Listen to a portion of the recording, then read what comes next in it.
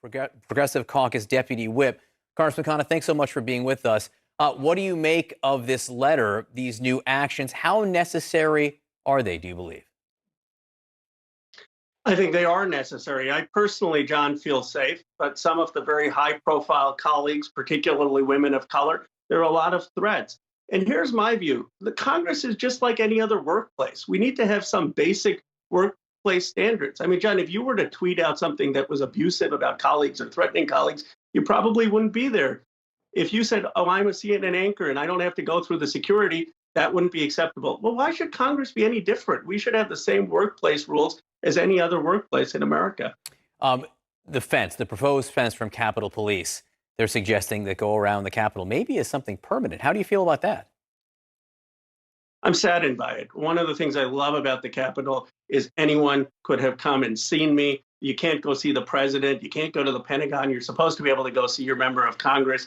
I understand why they're doing it, given the threat level, but I really hope that this is something temporary. It would be a huge loss for this country if that fence remains permanent. So House Speaker Nancy Pelosi yesterday said something. Actually, if we have that sound, I want to play it because she talked about who she sees as the enemy now. Let's listen.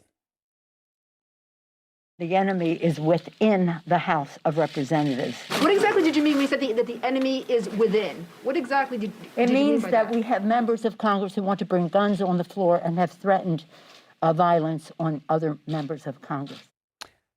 To what extent do you feel personally, physically threatened by other members of Congress? John, I personally have not been threatened. I personally have some wonderful friendships with Republicans. I go out to dinner with them, with their wives, with their spouses.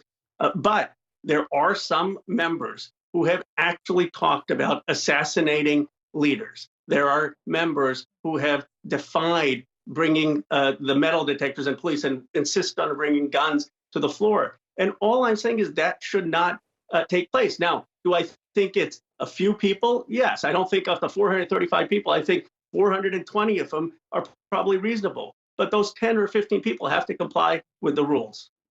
But just to be crystal clear, you have real fears that they want to, these people, whether it's 2, 3, 4, 5, or 10, they want to cause Democratic members actual physical harm?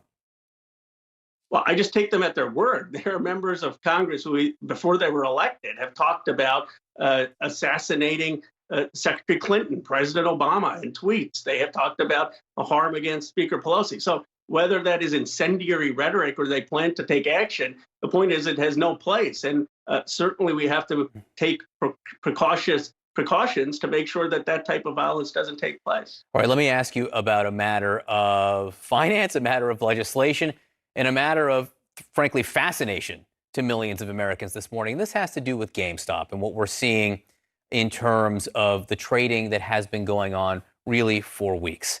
Now, yesterday something happened that is new and different here, which is Robinhood. What's been happening is that retail traders, regular everyday people, have been trying to make some money in the market the way that hedge funds have been doing it for some time, institutional investors. They've been doing that at the expense of hedge funds. Well, yesterday, the way that they've been doing that, the method, the avenue they were using, Robinhood, which is this app on your phone, basically, was no longer available to them. It was taken away from them. What do you make of that move in general? Well, John, I actually saw Chris Cuomo's excellent interview last night with the Robinhood CEO. And he asked simple questions, and the Robinhood CEO basically used legalese to evade. Chris Cuomo asked him, was this a liquidity concern, the reason you stopped? And the Robinhood CEO said no. Then the next sentence he says, no, it was a preventive concern, meaning it was a liquidity concern. They were concerned that they weren't going to be executing on the buys and they weren't going to be able to cover the shorts. There are three things he needs to ask next time he's on your network. Answer clearly. First, why do they not have the capital requirement and reserves to make good on the buys? Second, he keeps saying that he wasn't influenced or directed by market movers. But did he have any conversations with anyone to influence this? Did Citadel ever call him or pressure him? He's being evasive. Third, what was the role of the clearinghouses? This has not been covered. The clearinghouses basically told people like Robinhood to stop doing buys. Were the clearinghouse in conjunction with the hedge funds? The whole thing stinks. And the people who are on television are giving lawyerly answers Chris Cuomo pushed him. And frankly, it was embarrassing to see the Robinhood CEO parse and use legalese. What's your role now in this? What do you think Congress's role should be in this? We need to have hearings. Representative Ocasio-Cortez and Senator Sherrod Brown have called for those hearings. Those hearings have to focus on the inactions of hedge funds and the actions of clearinghouse and the actions of Robinhood, but they need to ask a broader question. How is it that we are allowing this country hedge funds to short stocks than to get up on CNN or Fox Business and say to the American people, go sell, go sell, go sell, and to make billions of dollars while 50% of Americans aren't even in the stock market and wages are stagnating? This whole thing needs to be looked into. And one thing that's going to come out of this scandal is reform of Wall Street. Khanna, Congressman, thank you very much for being with us this morning. Appreciate it. Thank you, John.